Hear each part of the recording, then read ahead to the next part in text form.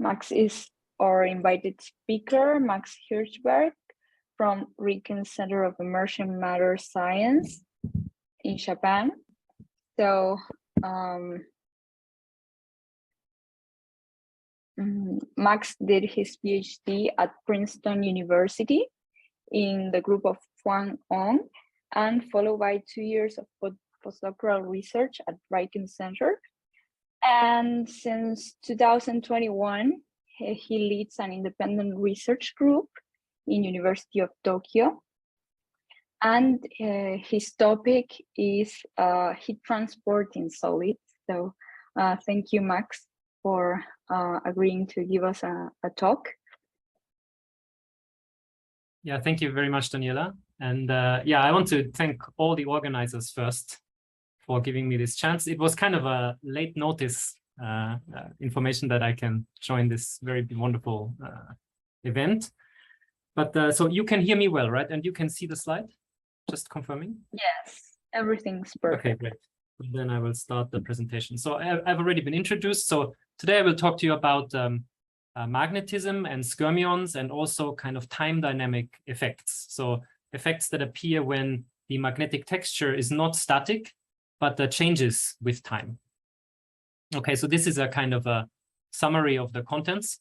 Mostly I want to talk about three things. One is skyrmions in very small skyrmions, which are essentially the material platform that we use to study these kind of effects. And then I want to talk to you about two types of transport experiments related to these tiny skyrmions. Okay, so maybe a recap for those people who joined the conference just recently. Of course, this is an event which kind of has a rolling type of audience. So I want to kind of introduce the concept of spin chirality. Typically, people talk about, when they say spin chirality, they refer to an object called scalar spin chirality. This would be this triple product of three neighboring spins defined on the left-hand side. And this is kind of the same thing as talking about the solid angle spanned by the three spins, if the canting angle between them is kind of small. Of course, if all the spins are in plane, then the solid angle between them is large, but the triple product here vanishes. So this relationship between the solid angle and the triple product is only true if the canting angle is small. So this is kind of an atomic cluster type picture. But people also have considered a lot in recent years about continuous magnetization fields. So when we replace a local spin with a continuous field, and in that case, of course, a very famous object that has been discussed is the skyrmion. And a very closely related object to this object scalar spin chirality is the emergent magnetic field. So you can see this definition here on the right-hand side is essentially the analogon to the triple spin product. But here, instead of writing the spin itself, we write the magnetization at a slightly kind of a position on the lattice, which is a little bit moved away in one direction and in another direction. So in that sense, it's the same thing as talking about lattice sites, but in the continuous model. Okay. So recently we have tried to find the skyrmions in kind of the crossover regime between these two limits. So if you make the skyrmion extremely small, this continuous magnetization field assumption doesn't really hold anymore, and some interesting physics emerges. So material platforms that realize these kind of very small skyrmions on the scale of several 3 or 4 magnetic units, crystallographic unit cells, are shown in this slide. On the left-hand side, you would have, for example, a triangular lattice material, gadolinium, palladium, silicon. And you can see here that this system has essentially a planar triangular net of the rare earth magnetic ion gadolinium. And then it also has a phase diagram where the skyrmion appears at low temperature in a finite field range. And in this compound gadolinium-3, ruthenium-4, aluminum-12 that I will talk about a little bit more today, this has a Kagome type structure for the rare earth, also planar type arrangement of the magnetic rare earth. And we have observed the skyrmion in this real space imaging experiment. And finally, other people, particularly Dr. Seki's group at University of Tokyo, have also discovered that this kind of physics can be realized also in a tetragonal geometry. So we don't need a hexagonal symmetry. We can also realize a square skyrmion lattice if we change the lattice geometry. Okay, so next slide. So maybe one difference to the previous speaker and more generally is that in these materials that we have targeted recently, the skyrmion appears not due to the Dzielodzinsky-Marie interaction, which was introduced by the previous speaker, and typically realizes skyrmions on the scale of 10 nanometers or larger. But in our case, we focus on materials which have RKKY interactions. So these are the famous Ruderman, Kittel, Kasuya, Yoshida interactions, which appear when local magnetic moments interact through the electron gas. So they locally polarize the electrons, conduction electrons around them. In the case of this material, for example, they polarize the ruthenium and aluminum conduction electrons. And then these conduction electrons mediate the magnetic interaction to the next neighbor and also further on. So it's a relatively long-range interaction. And this interaction has a oscillatory nature, as you might know from your condensed matter textbook, and typically realizes very short period spin textures. So whereas in the DMI case, we would have a long period spiral. In this RKKY case, we can have a spiral or a skyrmion, which are only 5 nanometers or even smaller in size. And of course, maybe one thing that is worth emphasizing is that this skyrmion is essentially a quantum of this emergent magnetic field or scalar spin chirality in the continuous field model. So we define typically this topological charge, and this is an integer for the case of a skyrmion. So when we integrate over one magnetic unit cell, we should get an integer for this continuum model type description. But as I said, the skyrmions in our case are actually much smaller, and whether the continuum model is appropriate or not is kind of a matter of ongoing discussion. So I'm going to skip this. So maybe before talking more about the transport properties, I want to introduce myself as an experimentalist to you. So my research group focuses on experimental techniques, and we try to realize interesting new physics, particularly related to magnetism in solid materials. And we have a variety of techniques that we use, particularly focused on crystal growth and transport measurements. So on the left-hand side, you can see kind of our crystal growth technique. So we use Czochralski, arc melting, and so on, flux technique. And we also make oxides, particularly collaborating with researchers at RIKEN. So for that, we have this newly developed laser floating zone setup, which is developed by research scientists at RIKEN, and which allows us to make very high quality oxide materials. But in this talk, I will talk mostly about metals, which are made by the Czochralski technique. And then in our group, we like to use heat or electric transport to study these materials. And we also use X-ray and neutron scattering in conjunction with these techniques. So one example here at the bottom right is like what's called the thermal Hall effect. But you can adjust this setup to a variety of kind of measurement techniques, such as thermo-electric measurements and so on. So I just want to advertise my group, which is very new, maybe started only in October. And we so far have a few students and one postdoctoral researcher. But if you're interested to join us, please contact me, and positions are available essentially. Okay, so I will move to the second part, namely what is the impact of these very small spin textures on transport properties? So I will talk to you a little bit about the thermoelectric effect. And this is something actually last year at this conference I also shortly mentioned, but now we have much more detailed and new discussions. I want to reintroduce this topic for a few minutes. So firstly, what do I mean when I talk about energy harvesting or the thermoelectric effect? So for people who are completely unfamiliar to this field, essentially when you have a material and it has a temperature gradient, so one side is hot, one side is cold, or not as hot, let's say, then you will get a voltage, and this is called the thermal power or Seebeck effect. So you can use this, for example, to charge a battery using some temperature gradient, right? So this is, of course, very useful for certain applications in the real world, particularly people trying to recover energy from heat. So for example, if you have loss of heat in a mechanical machine, you may be able to extract some electricity from that. And there are two types of effects related to this thermoelectric phenomenon. One is the Seebeck effect that's kind of depicted here, and another one is the Nernst effect. And I'm focusing mostly on this Nernst effect. So in the Nernst effect, we would have a sample, or the geometry or experimental geometry is like this. So you have a plate-shaped sample, you apply a temperature gradient. So one side is hot, the other side is cold. And you will then observe an electric field which is perpendicular to the applied temperature gradient, and the magnetization or magnetic field, which is vertical to the sample plane. And in our lab, we have developed over several years a very high precision measurement technique for this type of experiment, detecting nanovolt resolution, DC voltages, and very small temperature gradients using semiconductor chips or thermocouple devices. And on the right side here, you can see an example of such an experiment where a sample has been mounted on some sort of heat bath here on the bottom left side. And there's a heater or metal chip on the top right side where we can apply some heat. And then the heat flows from right to left on this geometry. And we measure the voltages here with these metal contacts, silver contacts. And we also measure the temperature with some fat thermometer chip which is actually out of focus in this picture, unfortunately. We can use this technique in extreme conditions, of course, so it's kind of convenient, for example, to use this in very high magnetic fields or at ultra low temperatures. But of course, if we want to target real world applications, we just measure materials around room temperature.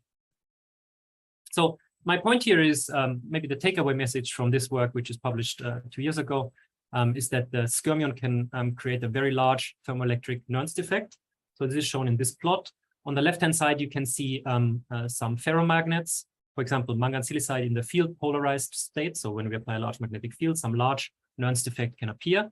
And also this Weil ferromagnet that was discovered by Professor Felser in Dresden gives a very large thermoelectric response. But my point here is that the Skyrmion spin textures can give also a very large thermoelectric effect. And for the design of new types of thermoelectric devices, we think that this is kind of a new paradigm that allows us to design such thermoelectric performance. Maybe I will skip.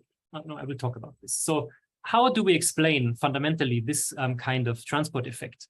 So the simplest proposal for this, what's called topological Hall or Nernst effect that has been put forward by theorists uses this field theoretic kind of understanding. So if we have a Hamiltonian where there's some kinetic energy of the conduction electron and then the coupling of the conduction electron spin sigma to some local magnetization M, this Hamiltonian is essentially a 2x2 matrix. So we have one spin up and one spin down band. And but the spin up and down band are coupled to each other in this 2x2 matrix. So in order to separate the 2 degrees of freedom, we can do a unitary transformation, which is essentially a rotation of the coordinate frame at every position in space. And then we get this effective Hamiltonian H prime, which still has a kind of kinetic term. But this kinetic term is now modified with this vector potential A. This is what's called the emergent vector potential or Berry connection. And then it has this Zeeman term. But now this Zeeman term is essentially kind of a diagonal matrix sigma Z. So it has opposite sign for spin up and spin down band, and the 2 bands are now decoupled. But we have to pay a price, and that's this emergent gauge field or kind of Berry connection. And I will talk about this Berry connection in the following. So firstly, I want to emphasize to you that there's a very close connection between the issues of spin textures and these electron band topologies in Weil semimetals and Dirac semimetals and graphene and so on. So this is what's illustrated on this slide.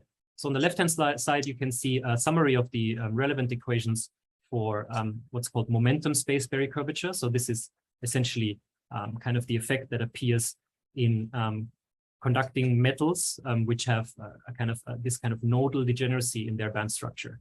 So in this case, we cannot use a single band theory, such as this semi-classical Boltzmann transport picture. We have to add some correction terms. And these correction terms to the semi-classical theory are described by this vector potential A and this Berry connection, Berry curvature omega. And then there appear some additional terms. For example, in this velocity expression that you know from your textbook has this additional term called anomalous velocity. So likewise, in this real space picture that I mentioned to you before in the previous slide, where we have this vector potential coming from the spin texture in real space, we can also define a vector potential and this emergent magnetic field. But now the semi-classical equations of motions are also modified, but now we have to modify the first equation of motion. Namely, we just add some spatially homogeneous emergent magnetic field to the first equation. Okay, so there's a close relationship between the 2 limits, but they're not the same. And of course, one can consider theoretically the crossover between these 2 limits. And there could be, of course, some more general theory which includes both regimes, but that's still kind of an ongoing theoretical discussion. Okay, so I move to the third topic, which essentially builds on the previous 2 sections and talks about the effect of spin dynamics and whether we can observe such transport properties related to this emergent magnetic field, even when the magnetic spins are not long-range order. So this is just a repeat slide of the beginning. So here defining the spin chirality both in the atomistic limit and in the continuum field limit, and seeing the similarity between this object scalar spin chirality and this object emergent magnetic field. So both of them are just 2 different regimes essentially for description of this kind of effect. So previously, people have actually discovered quite a lot about spin fluctuations and spin chirality. So this is kind of emphasized on the right-hand side. So although I'm framing here in red the left-hand side, please first have a look at the right-hand side. So for example, in Skyrmion materials such as mangan silicide, we have a low temperature magnetic ordered phase, and some Skyrmion lattice appears in the low temperature phase. But even above the ordering temperature, so in the paramagnetic regime, for example, in neutron scattering, we obtain intensity that indicates that Skyrmions are dynamically nucleated and decay again with a short kind of lifetime. And what this means is essentially that the Skyrmion state itself on short time scales is still existent even above the ordering temperature. So there are some sort of islands of magnetic textures that exist even above the ordering temperature. This was research pioneered by Christine Pappas already in 2009. And recently, of course, so this is a dynamically fluctuating kind of topological spin texture. So this has a spin chirality even above the critical phase transition. And people have recently realized that such a kind of spin dynamics can generate spin chirality above the ordering temperature, even if we look at this cluster type scenario. So if we don't have Skyrmions, but we just have some small spin clusters, which have fluctuating spins, but some finite chiral interactions, such as a Giroginski-Murray interaction, then even when the spins are almost randomly disordered, we can observe a large amount of spin chirality in the paramagnetic state above the critical ordering temperature. For example, this is work by Jiadong Zhang's group theoretically predicting such a phenomenon. So we are interested in this atomic cluster type picture. So here I want to show you some kind of the material platform that we use. Again, we use this Kagome type crystal structure. This crystal structure is interesting because compared to the conventional Kagome, this is what's called a breathing Kagome lattice. So breathing with alternating distances. So this breathing Kagome lattice has essentially these kind of triangle spin clusters, which are more closely coupled to each other. And then it also has kind of larger triangles where the interaction between the spins is weaker. So essentially, this structure realizes very nicely a minimal model for spin chirality on a lattice. So we can define the spin chirality on these small triangles. And the theorists predict that these small triangles typically would dominate the transport properties because the emergent magnetic field on a small triangle is much larger than on the other plaquettes in the lattice. So here I will present you some collaborative work with Kamil Kolinciu, who is at Gdansk in Poland. And he's also presenting a poster today, actually, after this talk. This is poster F6, I think. Yes, F6. Okay, so the model is like this. We have a spin trimer, and there is a Giroginski-Murray interaction on individual trimers. And then we get, although there's dynamic fluctuations, we get some time average spin chirality. Sorry, I'm having some trouble.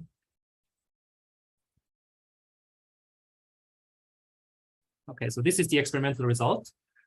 Here, what we aim to do in order to illustrate to you the effect of the spin fluctuations is to compare two materials. On the top side, we introduce to you this Kagome material, which has strong spin fluctuations, and we measure the spin chirality using the Hall effect. So as I introduced to you previously, due to this emergent magnetic field, some sideways force is created on the conduction electron, and the spins and the conduction electron is deflected.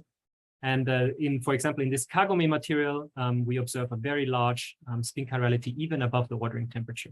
However, in contrast, if we look at a triangular lattice equivalent material, this is shown on the bottom left side, this Hall effect signal shows almost no signal above the Néel temperature. Although both of these materials have Skyrmion lattices at low temperatures, for example, in the triangular lattice, you can see that on the bottom left side, where I'm trying to, here on the bottom left side, the triangular lattice system has almost no signal above the Néel temperature. Meanwhile, the Kagome lattice gives a very large signal, indicating a large spin chirality from these thermal fluctuations, which essentially where an individual spin cluster can adopt some canted configuration for a short period of time. Okay, so there's a clear difference between the Kagome type structure and the triangular lattice net.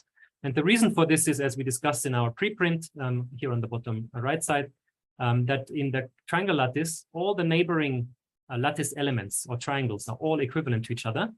So in the theory, we expect a cancellation between the neighboring plaquettes. Meanwhile, in this Kagome structure, there's no cancellation because the neighboring lattice elements or lattice plaquettes are not the same. So this is a fundamental difference of the lattice geometry, which then translates directly to the existence or absence of this fluctuation transport effect above the Néel temperature. So I will move on to the final part of my talk, namely the emergent inductance.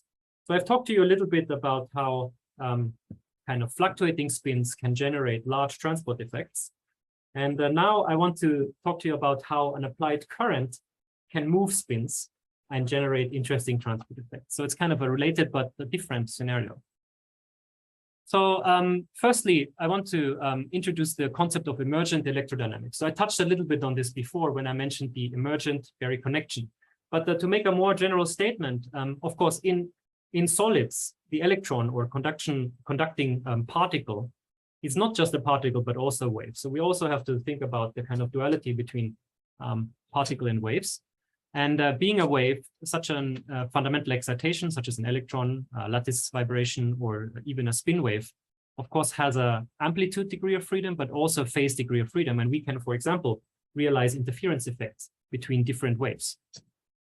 So this interference effect or wave-like property is typically described by this Berry connection, which is essentially a kind of umbrella type concept, which includes both the emergent magnetic field that is realized by the spin chirality of the Skyrmion and this new phenomenon called emergent inductance that I will talk to you about in the following.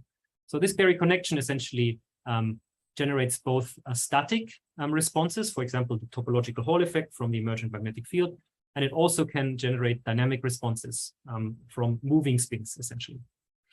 So here I want to talk to you about an inductor that is generated by the emergent magnetic field. And as you know, an inductor, essentially, the simplest version of an inductor is just a classical coil, shown here on the left-hand side. And in an inductor, we apply some current I, and the voltage response will be out of phase with the applied current. And the amplitude of the out-of-phase voltage is essentially captured by this inductance L. And according to Lenz's law for a coil, the object L is always positive. And the reason for that is simply that if we store energy in the coil, so basically the reason is that the energy stored in the coil can never have a negative sign. And it's difficult to miniaturize coils because, of course, for example, this flux through the coil is very important to define the quantity L. And so if we want to make the coil very small, then the flux will automatically be reduced. So we have some challenge to miniaturize coils. And you can see that, for example, on your PC, they're still quite large and unwieldy coils that kind of hamper miniaturization of electronic circuits. So the proposal from Professor Nagaosa, which was put forward in December 2019, is that we can use magnets to essentially mimic the effect of a coil. And we can generate inductance or inductor simply by using a spiral magnet. So the idea is like this: we apply a current to a spin spiral. The spin spiral starts to move. So it has some sort of tilting degree of freedom and also rotation degree of freedom, which are excited by the spin transfer torque of the current. And then the spin dynamics has a back action onto the electron gas, which creates the out of phase voltage or induction. So in this material, gadolinium-3, ruthenium-4, aluminum-12, we observed such an effect at low temperatures in the spirally ordered phase. So this is on the left-hand side, you can see a sample created by the focused ion beam technique. So this is roughly size of 20 micrometers. And Tomoyuki Okouchi used a bulk sample grown in my lab to make this very wonderful device and study this effect. So on the right-hand side, top right side, you can see a contour map of the phase diagram of this material. So this is kind of course, a low temperature magnet. And you can see that there are a variety of magnetic phases in the phase diagram.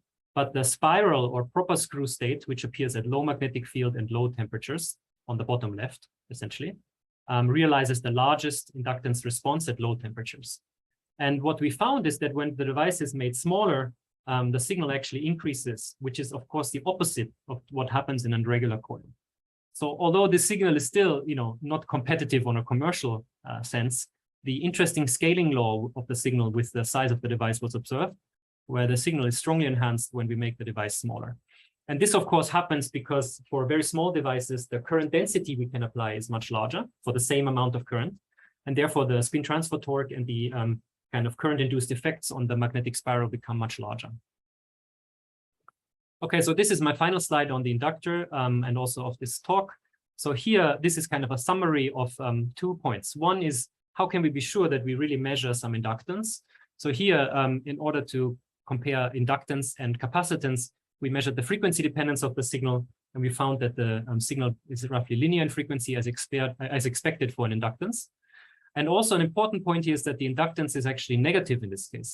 This is, of course, not allowed for the spiral, for the coil, for the classical coil, because, as I said, the energy stored in the coil must be positive. But in this emergent inductor, we can realize a negative inductance. And the size of this inductance is extremely large, considering the very small size of the device. However, there's an experimental limitation at the moment, namely this tangent delta, which is the ratio between the inductance and the resistance, is still very small in our material, which is mostly the reason. The reason is mostly that the frequencies are relatively low for our measurement. But for industrially relevant applications, we would need a quality factor larger than 1. So yeah, so there's a lot of challenges to be solved by intelligent material design and advanced measurements. And I want to leave it at this and invite you to ask some question. And again, I want to thank my collaborators and also the organizers of this conference. And I want to point you to Kamil Kolinczuk's poster, which is on F6 at Galacom. Thank you very much. Thank you, Max, and thank you for giving us this talk on a very short notice.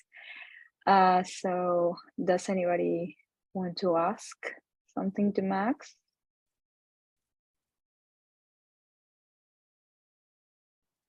Hi, Matt. I'll start. Okay, Michael, yeah. I've got a quick question just about that last slide that you put up when you were comparing the commercial kind of big inductors with these magnetic inductors. When you look at this sort of imaginary Z on real Z, this dissipation term, like, am I misunderstanding something, or so bigger numbers are better and that's less dissipation, or is it smaller numbers are less dissipation? So we're talking about this basically element in the table, right? Yes. So dissipation is typically described by the resistance of the sample, so ohmic energy dissipation. Yeah. And so what I want to say here is that if the resistance is larger, impedance. So typically, of course, we have very metallic materials, so the resistance is quite small. This is the real part of Z. But what we actually find, if you consider very carefully about the scaling of this inductance signal, it scales as it scales as R square, actually. So it turns out that if you carefully consider the issue, that more insulating materials would probably be better targets. So we're currently actually looking at oxide materials, which are kind of, you would want to look at semi-metals or kind of bad metals with a spiral magnetic order to improve this quality factor, I think. So what I want to say is you want to have essentially low energy dissipation in your coil, right? So for example, if you have a perfect coil, you get an inductive voltage without losing any ohmic energy from the current path. So in order to realize that, we have a long way to go in our materials, because essentially the out of phase voltage is much smaller at the moment than the in phase voltage, essentially. That's what this dissipation factor is. Ah, okay. Thank you very much. I hope hopefully all goes well. It sounds very exciting. Thank you very much. Thank you for the great talk. Okay, so we have another question in the chat. Rasheswari says, very nice talk. Can you please elaborate a little about the measurement technique? Okay, so I'm going to talk about the thermoelectric measurement technique, but if you want the inductance measurement technique, please stop me and please send another comment in the chat. So for the thermoelectric measurement, I tried to make a short kind of summary of our kind of setup. So firstly, of course, whenever you measure heat transport, you have to operate in high vacuum. So that's the first constraint on the experiment, right? We have to have some vacuum chambers at low temperatures, and the vacuum has to be essentially high vacuum. Okay, yes. Okay, so we need high vacuum technique, and then we need to have precision thermometry and very low noise DC voltage measurements. So DC voltage means that the voltage is essentially static or fluctuating on time scales, maybe of 10 seconds or longer. And so the problem in that case is that you will have some background voltages which appear in every classical circuit called a electromotive force. This appears typically when you connect two cables to each other. And so what we do is we take a variety of precautions in our setup to avoid such electromotive force voltages. So the first one would be that we never make a soldering connection. We always clamp wires to each other to avoid the lead tin type solder, because that creates a very large background. And secondly, of course, we use very high precision, low noise amplifiers. For example, you can obtain them from, for example, from Keithley, but they're actually better products than the Keithley products. And finally, we also use some time averaging, of course, to get to below 1 nanovolt resolution. So that would be for the voltage technique. But the most important thing is really to avoid solder connections. And for the thermal measurement, so to measure temperature gradients at low temperatures, of course, there are many, many different ways. So we use Cernox thermometers supplied by Lakeshore Cryotonics. And these are just semiconducting chip resistors. You have to, of course, calibrate them very carefully. What we do in our lab is we polish the substrate a little bit to reduce the mass of the thermometer. So that improves the response time. And also, in order to reduce the systematic error, we do not directly attach the thermometer to the sample, but have some gold wire which connects between the thermometer and the sample. So there are a variety of kind of small tricks that help you to realize this kind of measurement resolution. But in principle, all of it is, for example, in my PhD thesis, if you're interested in that. Yeah, thank you. Okay, so thank you, Max. So now we are